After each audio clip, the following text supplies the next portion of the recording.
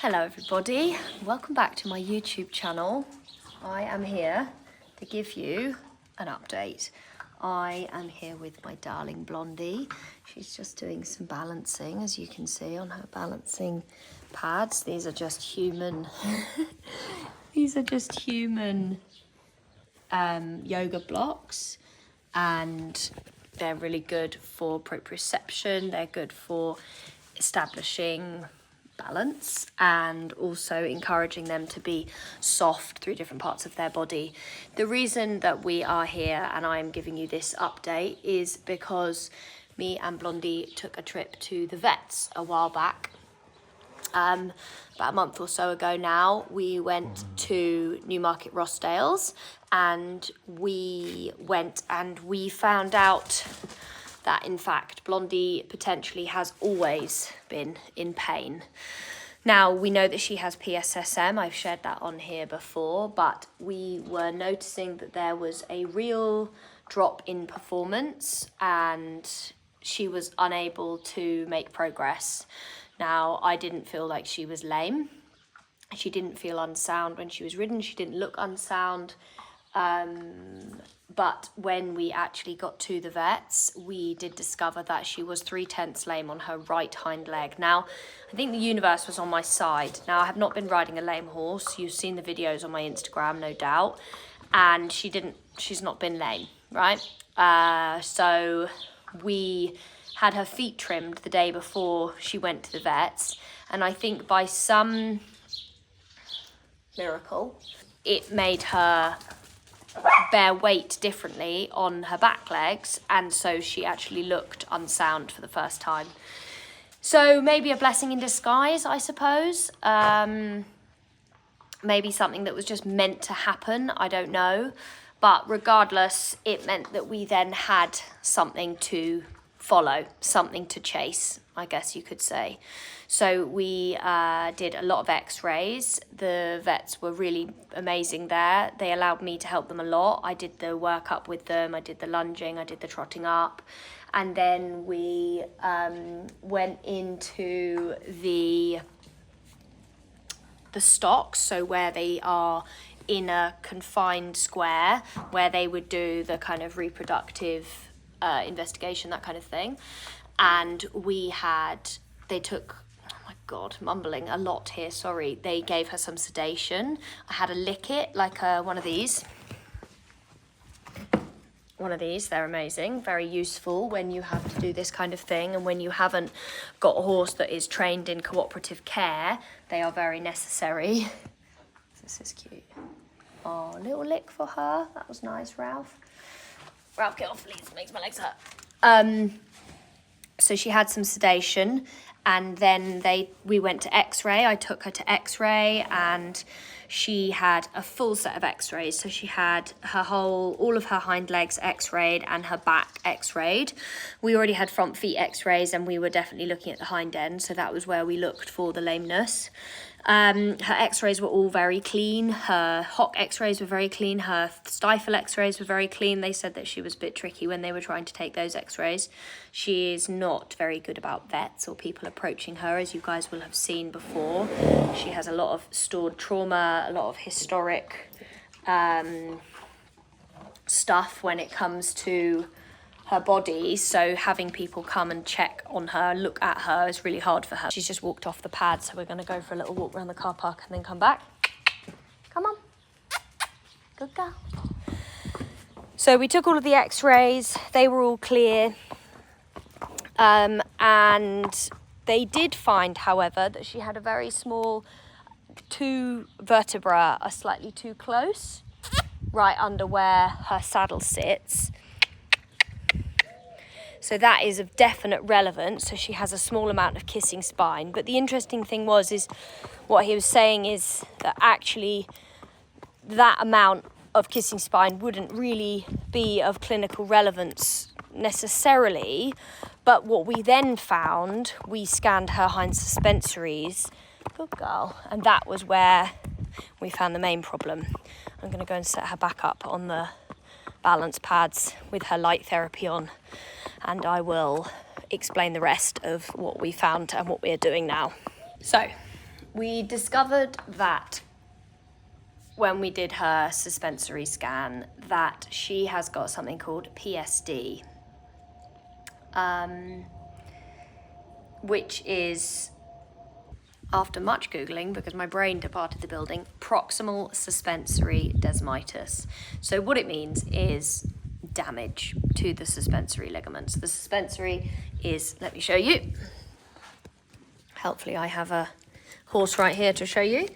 So this is their suspensory, and this is where we have the problem. Just got a little scab here, but that's nothing to do with it. But this in here is where we have the problem. And so what we have the issue of is when they have pain here, it is a cycle the whole way up. It's connected all the way through their body, and she's demonstrating lovely posture here of how we are working to relieve the problem. But when this is tight, it causes problems the whole way up. So you often see horses with SI pain, so they've got sacroiliac pain, which is in this portion here, and it causes problems the whole way up. So things that we're doing, we are balance pads. This is something, we've got this little scab here that is, sorry, I didn't mean to poke you, cause a little bit of swelling there, so that's why that's there. That's nothing to do with it. But yeah, that is what we're currently dealing with. So I've not been riding her, I've not been doing anything. I'm starting to do some rehab basically, but it's an answer, right? We've always struggled with her feeling resistant when I'm riding, and that hasn't got magnificently better in the time that we've been working together. As I said, I haven't been riding a lame horse. I haven't been going around being lame. She's probably been 1/10 lame in both hind legs her whole life. And this maybe has been a cause for why she has been struggled her whole life. As I've known her since she was young, you know, my vet said to me on the day, he said, how long has she swished her tail for? And I said, well, literally ever. Even in the videos that I have of her when she was loose jumping as a 3-year-old, because I know the person who bought her as a 3-year-old, I know that she swished her tail then. So potentially the way that her body is built has always put too much strain through her suspensories, and so she will have always had this pain, which is really sad, and it makes me feel rubbish for her. But we are doing what we can now to start to relieve that. So now we make a plan forwards. As I said, we are now in a permanent state of rehab. I kind of see the time with my horses as always as rehab in some ways, in the sense that we can always be getting them stronger, always be helping their body to improve, always be helping them to feel as good as they possibly can in their bodies. So although now we have a diagnosis of what it is specifically that we are working on, we need to be conscious that this is quite, you know, a common place for the whole time with our horses. Lift it. Good girl. Okay, I'm going to put her light therapy on, and then I will be back to explaining what else we're doing. So I'll explain actually about the light therapy, because this is a big part of what we're doing. So this is my magical equine LTS. So this is light therapy. So this, you can't see all of it because some of it isn't viewable by the naked eye, but this is blue light, red light, and infrared. What it does is it promotes healing, it reduces inflammation, it encourages circulation, and it actually reduces pain. So blue light is proven to increase healing. So if you had a cut, for example, red light is warming, and then infrared is healing and regenerative. So all of these things are improving her whole body. So we use this one, the big one, over her back, so where she has those close vertebrae, we're using it there. And then we have these boots, and you'll see in a moment when I put them on, it's upside down, but they have the lights on the inside. Very fortunate to work with this company, to be sponsored by them. So this is a gifted portion of this video. But I use this every day now, 3-4 times a day. Before we were using it, but we didn't know where to use it specifically. Now that we have a diagnosis, we can use it really specifically on her body to be helping those areas to improve. And as you will see in a minute, obviously she's very relaxed as it is, but she really loves this. You can see she really enjoys the time she has when she has it on her, and you can see that her face changes and she really softens. So I'll put it on now, and then we can keep talking about the other things that we're doing to help her. So we leave these on for about 10 minutes, and it's, yeah, she really enjoys it. You can see I put them on like quite high up, so they're covering that high suspensory area where the damage to the suspensory is. And I will mention at this point, we aren't actually able, unfortunately, to change the structure that has changed in the suspensory once it has done what it's going to do. Unfortunately, there's not much more that we can do after that point, other than change the whole way that she uses her body, and that is a big part of what we're doing. I'm sitting on the treat tub, if you wondered what she's doing.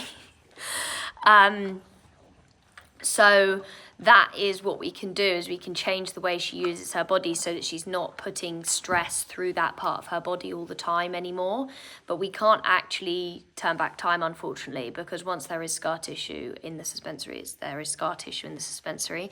I have heard of horses improving the quality of the texture of the suspensories, but I haven't heard of horses being able to turn back the clock. Unfortunately, could be wrong. If it's you and you have turned back the clock and you have seen improvement in the structure, please do let me know. I'd be really interested to hear how you did it.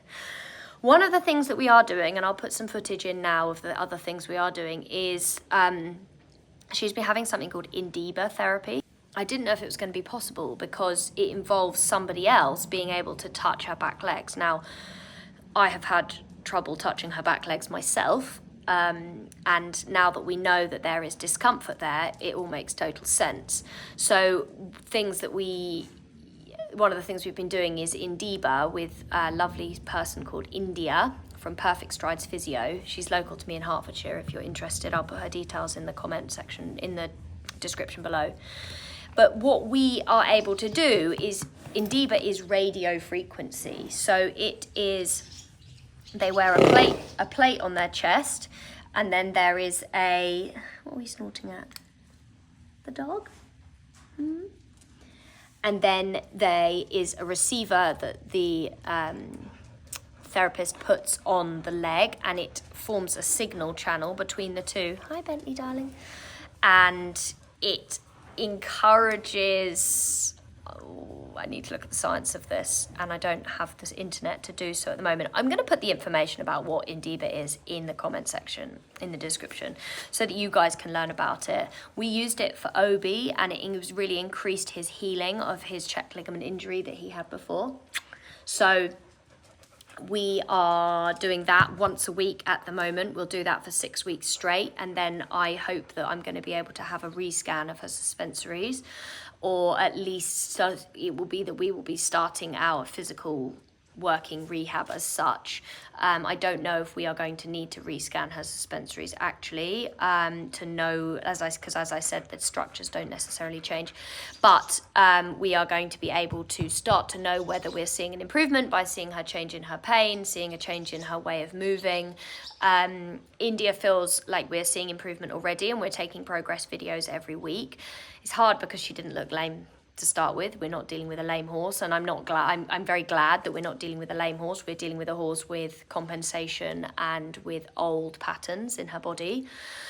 So that is one of the other things that we are doing. The third thing that we're doing, other than our day-to-day hanging out with our light therapy and our Indiba therapy, is we're changing her hind foot balance. Now, horses have foot balance. It's a thing. The way their feet are balanced is incredibly important. I've been working with a vet called Lily Wilson, who Her company name is Nurturing Nature Equine.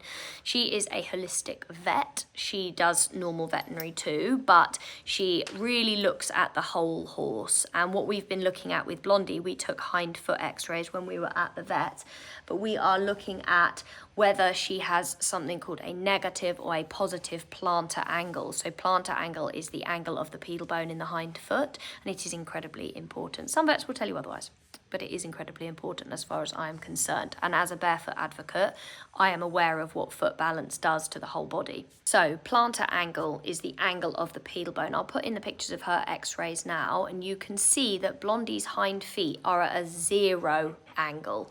That means that they are totally flat. Now that's actually not what we want. We want them to be at a slightly positive angle, so a +5 degree angle of her hind pedal bones, which would mean that then the suspensory is almost slackened by the balance in the hind foot. At the moment where they're completely flat, the suspensory is under constant pressure, constant pulling essentially.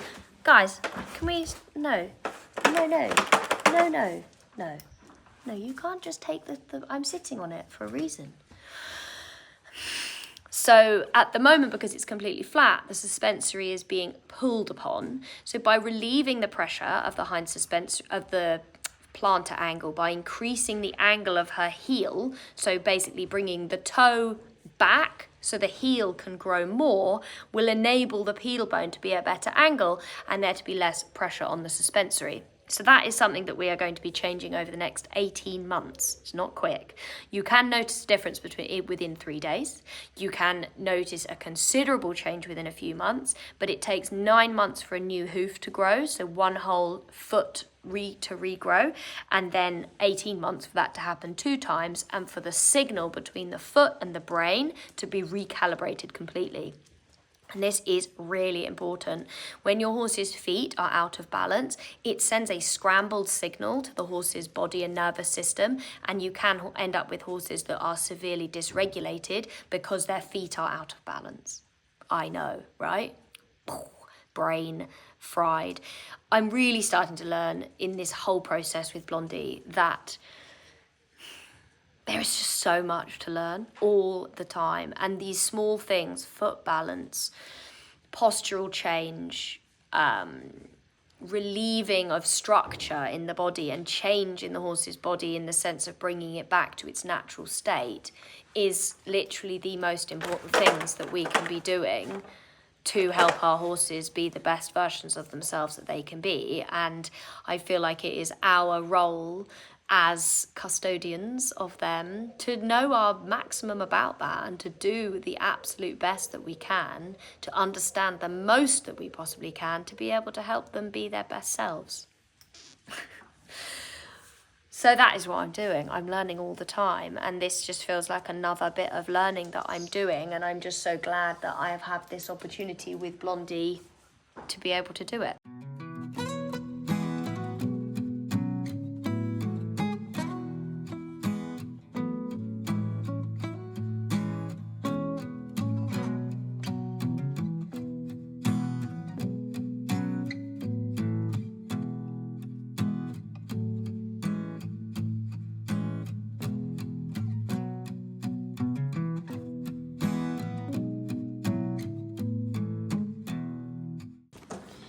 So one of the other things that we are looking at is the foot pastern axis. Now, she's a bit weird about me looking at you this because she thinks that I shouldn't be here.